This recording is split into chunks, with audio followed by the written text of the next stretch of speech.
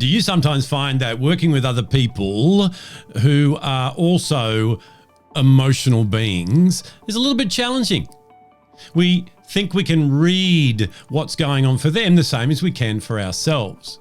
And unfortunately, a lot of times we make assumptions that aren't true. That can make the relationship or the conversation or whatever you're working with in that moment a little bit uncomfortable and a little bit difficult. Well, that's okay. Stick with me, because in this week's episode, I want to introduce you to another intelligence that's going to help you with that.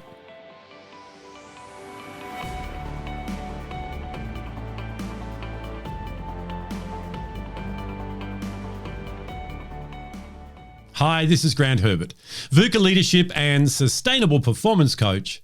And today I want to get back into our regular conversation around all things emotional intelligence by helping you to become more socially aware. For the last few weeks, we've been talking about ourselves and how, as an emotional being, we need to learn to notice and name and then navigate our emotions.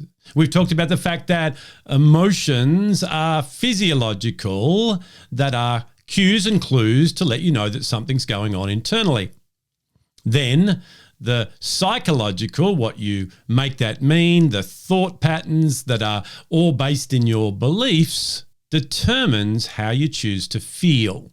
And that is psychological. Well, just like you, everybody else on the planet operates in that same way.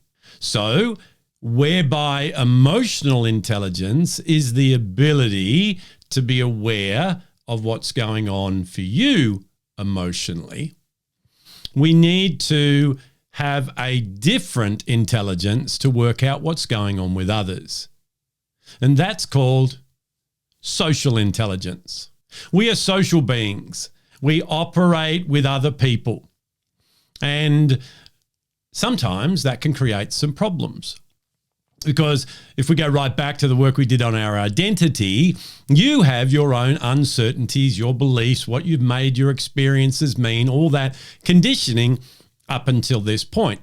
You have a certain level of competency in being able to navigate your emotions. That all happens for the other people as well. So when you've got two or more imperfect human beings operating in the same proximity, we need to be able to have a language that we can speak so that it helps each other to reduce that miscommunication, misunderstanding, which causes the conflict.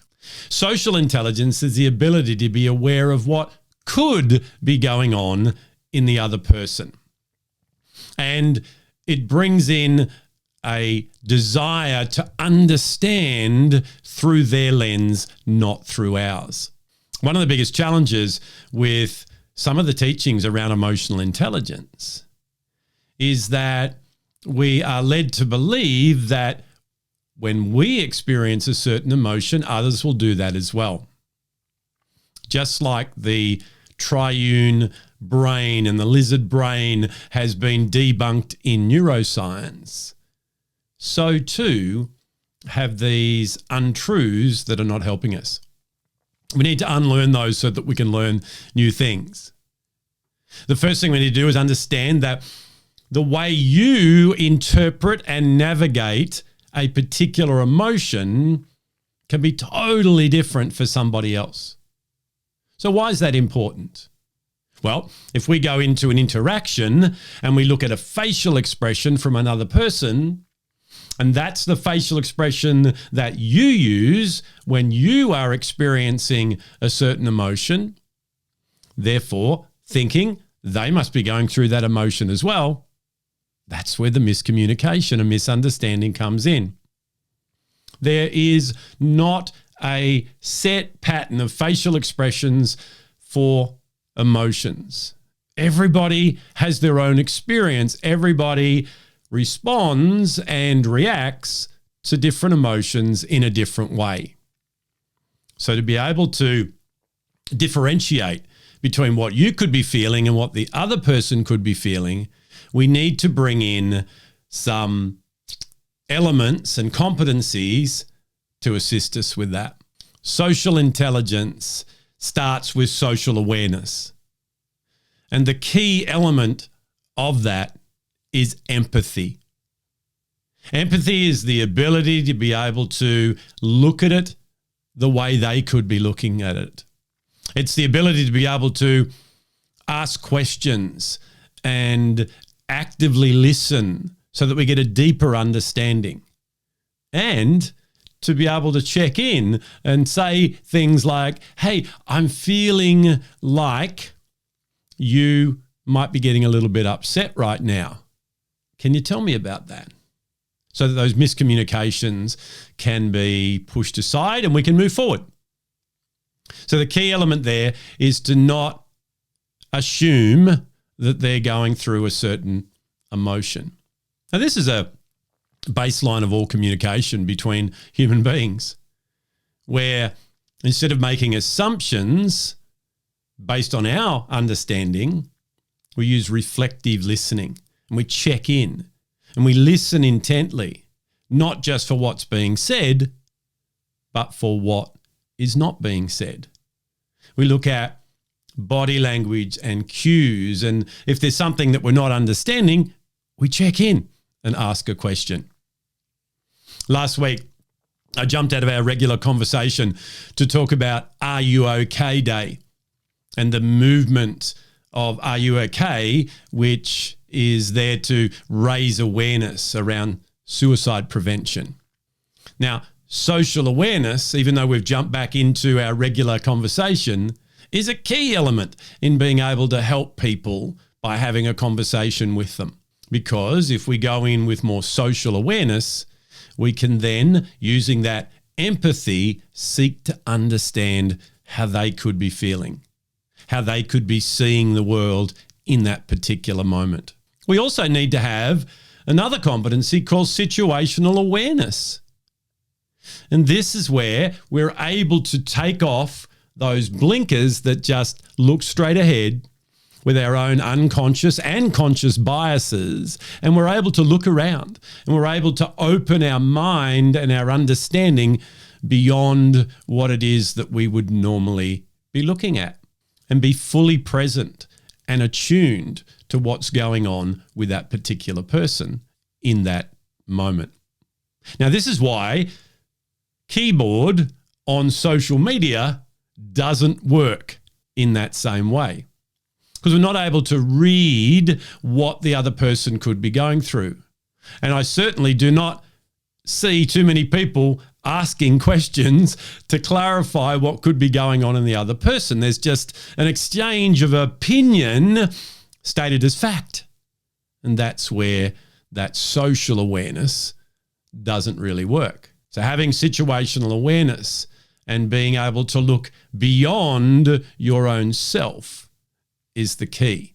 And then there's the competency of service orientation. This is where we navigate this life looking at how we can serve others instead of just being self-serving. To do that and to have that mindset and attitude means that in your interactions with other people, you're going to be able to communicate for their benefit, not just for yours. I know for me, this was something that I had to do a lot of work on. And if that's you too, that's totally okay, because remember, this is all about incremental increase. It's about looking at where you are today and then moving a step closer to where you want to be. Every person on the planet needs to develop these skills because we are all emotional, imperfect beings. We're never going to be perfect. That's never going to be the goal. So social awareness opens up a world of understanding, and it allows you to remove any misconceptions, misunderstandings, confusion, and give you certainty so that your conversations can have more depth and be more beneficial for you, for them, and for the greater good. Social intelligence itself is about being able to understand what could be going on with others, and then to use that information to manage the way that you respond to them. This is going to develop totally different relationships with them because, just like we talked about last week, it immediately says you care. You are interested in them as well as yourself. So this is not about going, oh, don't worry about me, it's all about you. No, that's unhealthy as well. This is about having an open conversation and an environment that says it's okay for us to have opinions that don't match. It doesn't make either of us wrong. It just means that we need to go deeper in our conversation to understand why it is that you see things that way. I know there's been many times when I've done that, and I've realized that we were pretty well saying the same thing. It was just the misunderstanding that was getting in the way. Well, that's it from me for another week. Join me again next week as we continue this conversation around social intelligence and we delve into this priceless competency of empathy. I'll see you then.